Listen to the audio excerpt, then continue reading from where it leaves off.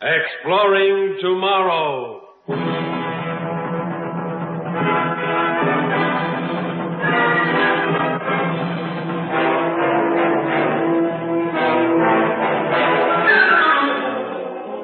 And now, here is your guide to these adventures of the mind, John Campbell. The 2 o'clock jet from Montana has just landed at New York, bringing in some 200 passengers, including some who have come to the world's largest city for the first time. Roy Bartlett is one of these. Big strapping kid out to seek fame and/or fortune. And New York was ready for him. The ancient custom of fleecing the country yokel will not die out for quite a few centuries to come. He just emerged from the port terminal and was looking around, big-eyed and confused and bewildered by the immensity of it all, when a girl came up to him. Hello there. Waiting for someone? Do you speak to me, miss? That's who I was talking to, handsome. I asked you, are you waiting for someone? Oh, no. That is... I just got here, miss. I came in from Montana on the jet plane there. Oh. You got friends here? Oh, I'm afraid I don't, miss. I just sort of decided to up and come to the city and sort of try my luck at it. Well, maybe I can help you. I sort of like you. You do? Mm-hmm. You know, something in me wants to help strangers, to show them the ropes. And I've got free time now. I'd like to... well, spend it with you. Oh, you're so kind. You're so pretty. You think so? Oh, yes. You're the prettiest girl I've ever seen. Your smile, your eyes, you're good. I can tell you're warm and sweet. It's good of you to come to talk to me like this, to stand so close to me.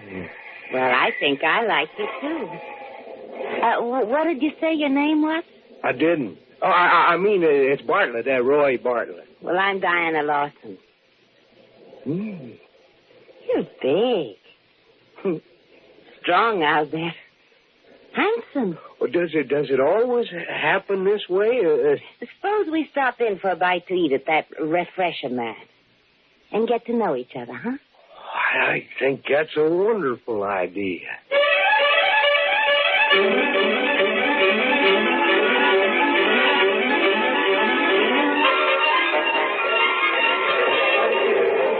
You see how it works, Troy? Each drink you want, you put a half credit coin in the slot and punch out the combination. Mm-hmm. For a martini, you punch out 436, like it says on the board up there. Here, give me the money. I'll get us some drinks. All right. 436. There we are. Wow.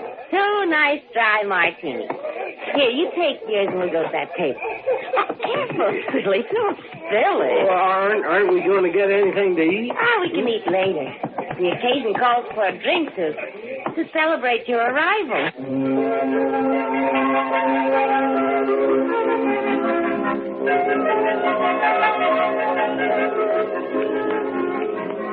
Here you are. And sip it this time. Well, I'm sorry if I did the wrong thing with the drink. I just didn't know, you know. Of course you didn't know. But you'll learn all these things, Roy. Where you from? Why are you here? Well, I worked all my life on my father's farm, and he died last year and left me all alone out there, see. Oh. I kept things going a while and then figured I ought to try something different. And sold the farm, and I bought a ticket to New York. A one-way ticket. Oh. It must seem like a different world to you. Oh, it does. Big and frightening, unfriendly. At least it seemed unfriendly at first. Till I met you, Diane. I can't ever thank you enough for coming over to me when I was alone. You don't need to thank me, Roy. Just common decency to help a stranger out. Especially when he's a good-looking stranger. When are you seeing the central computer? The what? The central computer. Huh? Well, it runs New York, you know. Keeps the trains moving, the traffic lights, everything. You have to register with a computer when you establish permanent residence here. If you don't have a job, the computer will give you one. mean you didn't know that? I guess I hadn't heard. Well, where'd I find this computer? Just ask any policeman. He'll get you there. Diana, you're swell for helping me out like this. I mean it. I wish... Oh, there's some way I could thank you for this. Oh, I told you it's just common decency. Roy, the money from the sale of your farm, did you bring it with you? You bet. Yes, sir. $5,000 in cash and the same in traveler's checks. Oh, so much. You carrying it around with you? Yeah, sure. Hey, that's dangerous, Roy. You'd better put it in the bank right away. Well, I don't know any bank. Oh, I'll take you to one. Come on. Unless you want another drink before we go. No, I haven't finished this one yet. There. Wait a minute.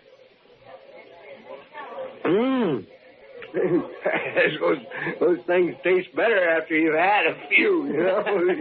Now, come along. I'll take you to the bank and then to the computer. Oh, it's wonderful of you to take this interest in me.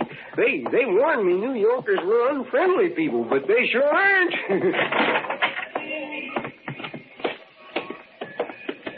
Down this way. In here. But it's dark and there's... Hey! Go ahead, Mike. Hit him. Get away from me, you... Leave me alone. Diana! Come back! Diana!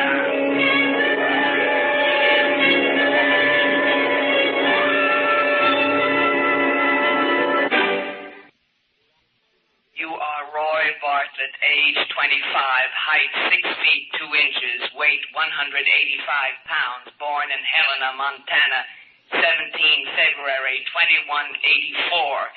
Parents deceased. If any of this information is incorrect, please amend it. That's all correct, sir. Use of honorific titles is not necessary when addressing us. According to the report of the police officer who found you, you were beaten and robbed shortly after your arrival in New York.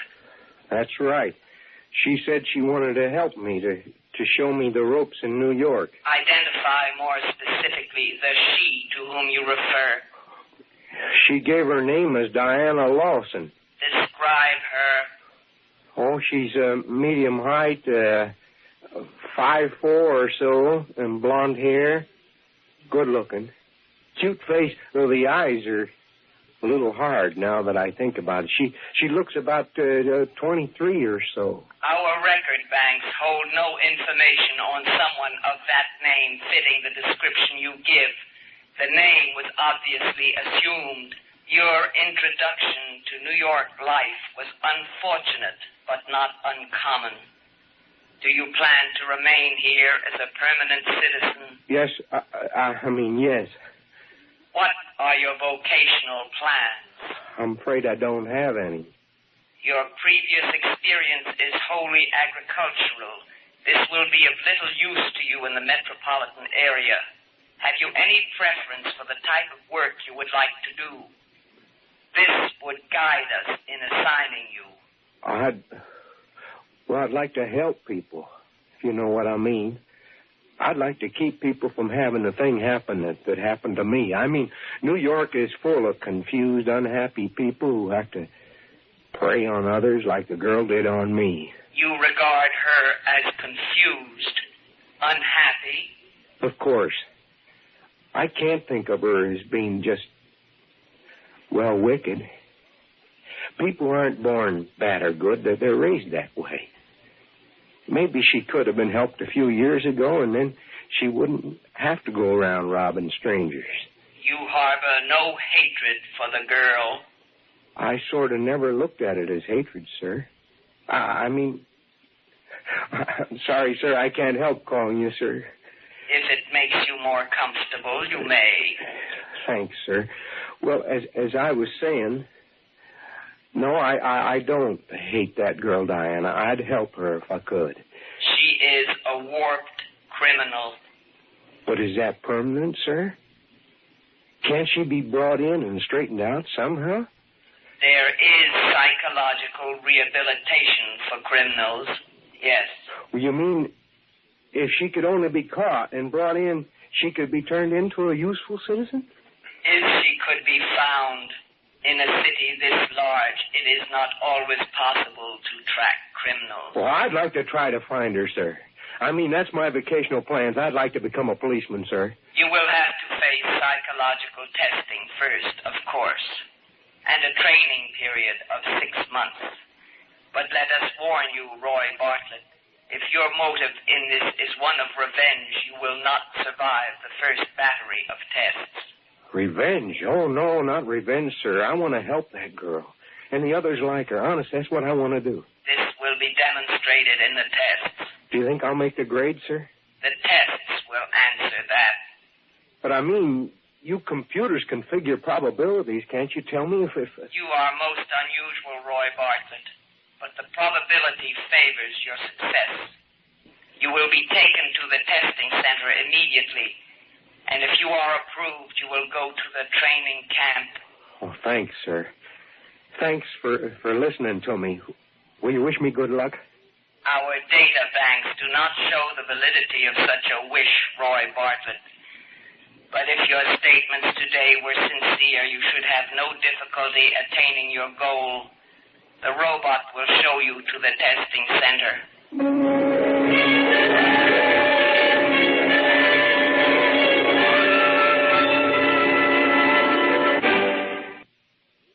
Of course, a computer can talk about revenge.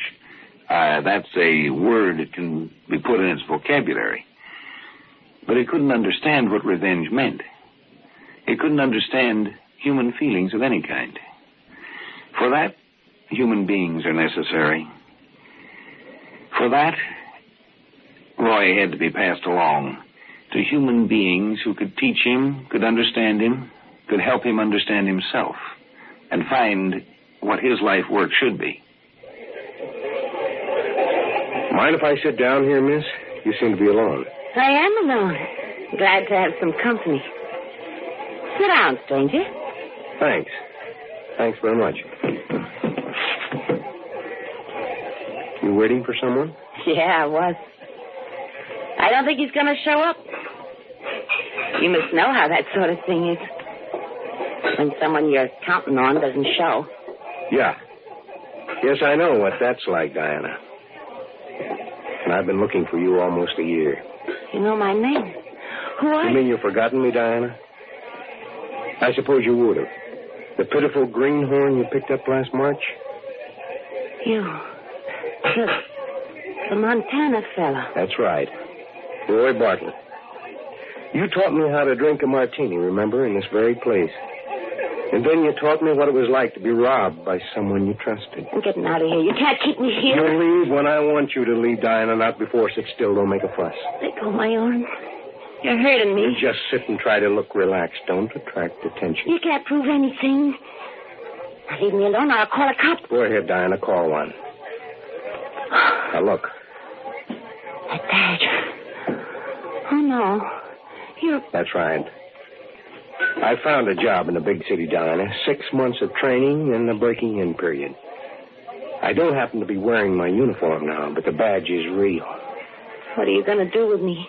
Take you away, Diana, to Psych Center, where they can help you straighten up and grow the way God meant you to. You know, girl, you really did help me, and it really was worth the $5,000 you took from me.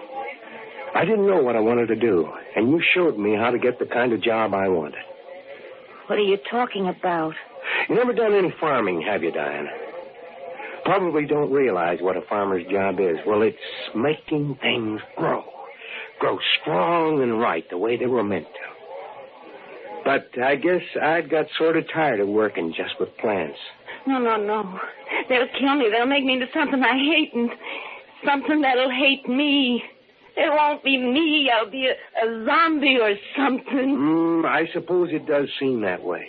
You never tried it the other way, though, have you? Without hate and bitterness driving you. You mean tried being dead? No, I haven't. No, I mean stop running and start doing what you want for yourself instead of what you think you want to do to somebody else. Now, look. We need Mike, too, your accomplice. He's outside, isn't he? Yeah. Okay. Let's walk out together.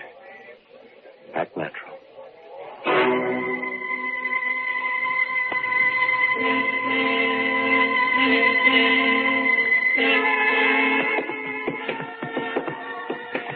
That's right. Just walk along with me as if I'm a rube you picked up and you're taking me down the block to that dark alleyway. Yeah. Where's Mike? Is he right behind us? He ought to be. Mike! Mike, get him! He's a cop!